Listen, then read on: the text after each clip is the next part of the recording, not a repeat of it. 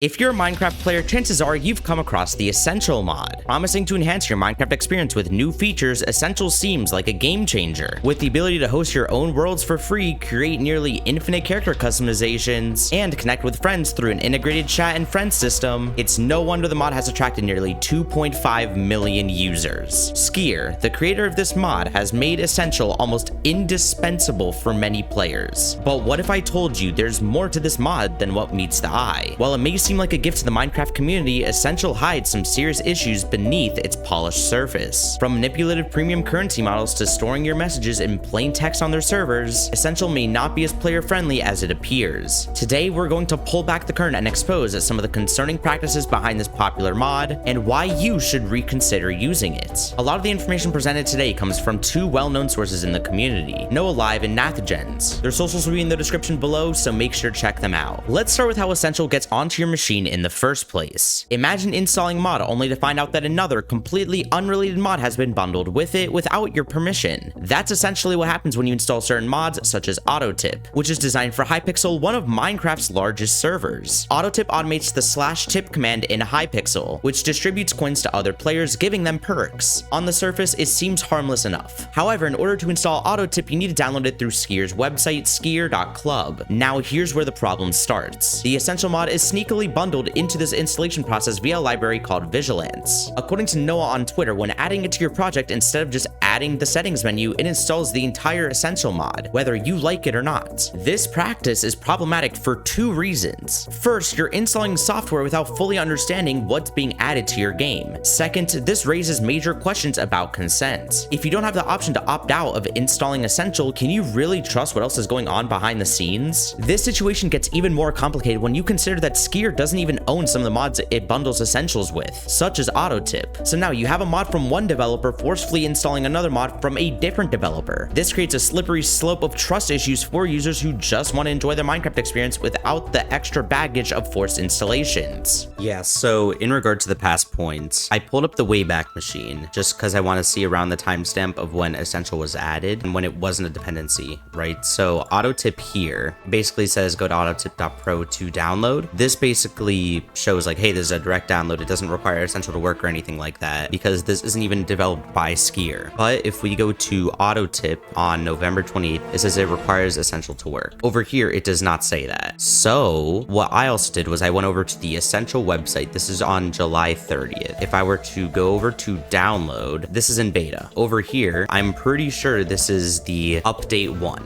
So if we go to download, it gives us the Essential installer, but it also says version 1.0.0, which basically shows that between the dates of July 30th and September 9th is when it went out of beta into public, and when Skier also integrated Essential into all of his mods as a dependency, no matter what, even if it doesn't require Vigilance. Next, let's talk about one of the more insidious aspects of the Essential mod, its premium currency system. Initially, cosmetics in the Essential mod were sold for direct prices. Fairly straightforward, right? Want a custom item? Pay for it directly in USD. But then Essential introduced a premium currency system that completely changed the pricing landscape. This change, while subtle in the surface, has significant consequences for the players' wallets. Take a look at these screenshots that I got from Noah's Twitter account. Before the change, cosmetics costed around $1.99 at the lowest. After the shift to premium currency, however, most cosmetics costed around 1,200 coins. Now, if this premium currency had a reasonable exchange rate, maybe it wouldn't be a big deal. But here's where things start to unravel. To buy 1,000 coins, you need to spend $7.99 USD, meaning that in order to buy a single cosmetic that costs 1,200 coins, you're shelling out around $16 USD. Let's break that down a bit. Previously, a cosmetic would have costed you around $4 USD, but after the premium currency was introduced, you're effectively paying $16 USD for the same thing, a shocking 300% increase in price. This pricing model is manipulative by design, preying on players' desires to customize their in-game appearance while inflating costs exponentially. This isn't just shady, it's exploitative. So this next bit is more of a theory, so just kind of take this with a grain of salt.